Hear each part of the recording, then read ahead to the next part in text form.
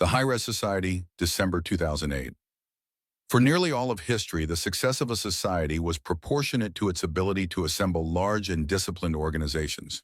Those who bet on economies of scale generally won, which meant the largest organizations were the most successful ones. Things have already changed so much that this is hard for us to believe. But till just a few decades ago, the largest organizations tended to be the most progressive. An ambitious kid graduating from college in 1960 wanted to work in the huge, gleaming offices of Ford or General Electric or NASA. Small meant small time. Small in 1960 didn't mean a cool little startup. It meant Uncle Sid's shoe store. When I grew up in the 1970s, the idea of the corporate ladder was still very much alive. The standard plan was to try to get into a good college, from which one would be drafted into some organization and then rise to positions of gradually increasing responsibility. The more ambitious merely hoped to climb the same ladder faster.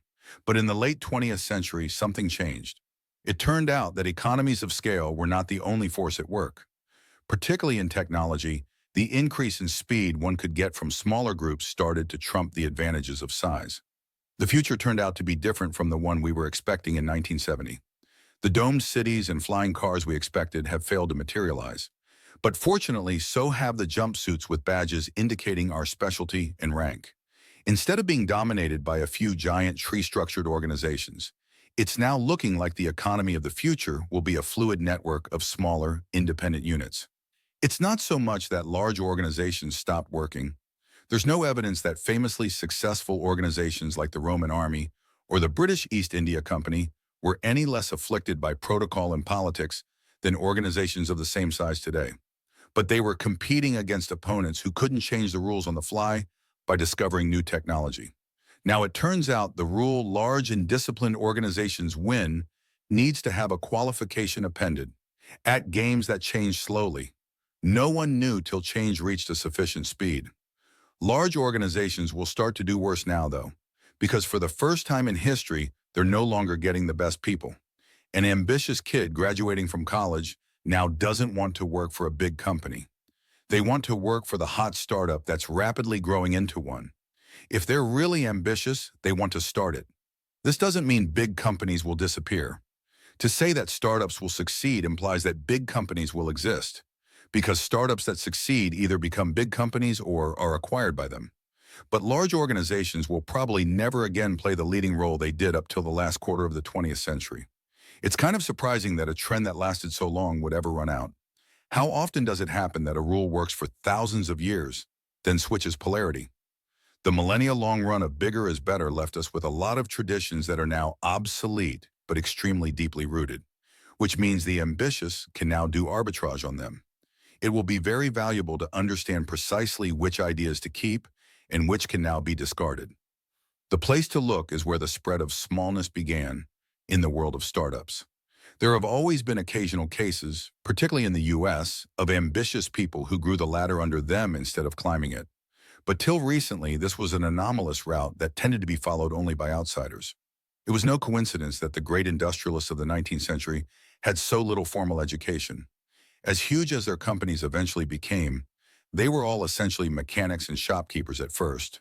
That was a social step no one with a college education would take if they could avoid it.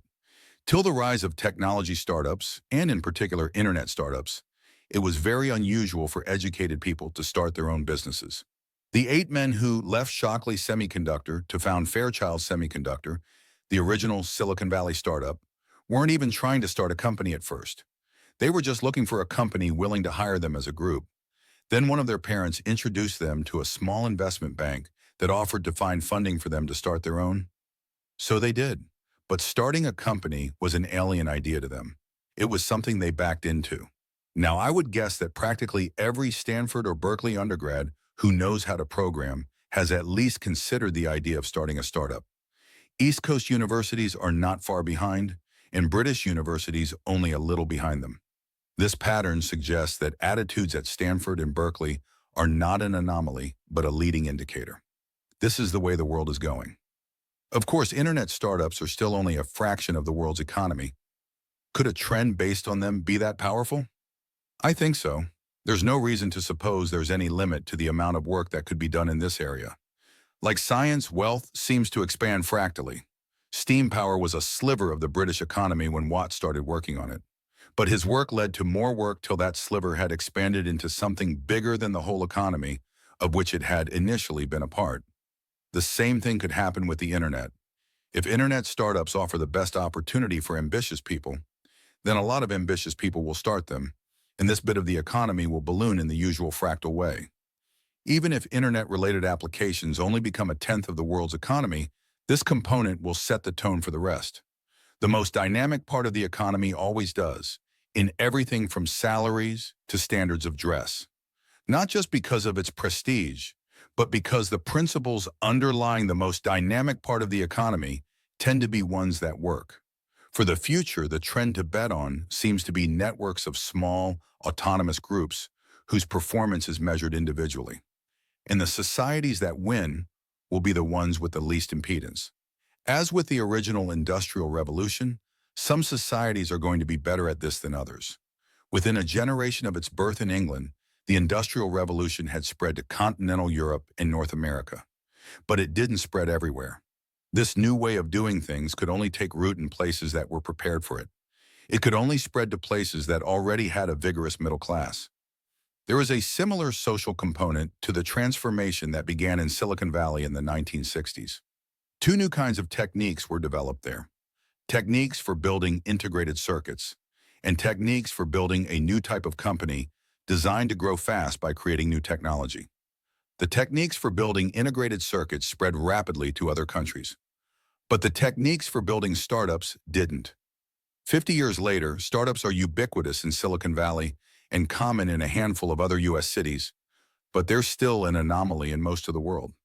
Part of the reason, possibly the main reason, that startups have not spread as broadly as the Industrial Revolution did is their social disruptiveness.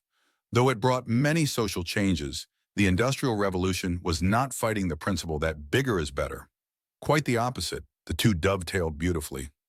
The new industrial companies adapted the customs of existing large organizations like the military and the civil service, and the resulting hybrid worked well. Captains of industry issued orders to armies of workers, and everyone knew what they were supposed to do. Startups seem to go more against the grain socially.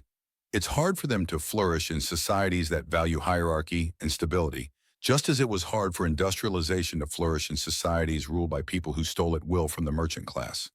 But there were already a handful of countries past that stage when the Industrial Revolution happened. There do not seem to be that many ready this time, Ron. Notes. One of the bizarre consequences of this model was that the usual way to make more money was to become a manager. This is one of the things startups fix. There are a lot of reasons American car companies have been doing so much worse than Japanese car companies, but at least one of them is a cause for optimism. American graduates have more options.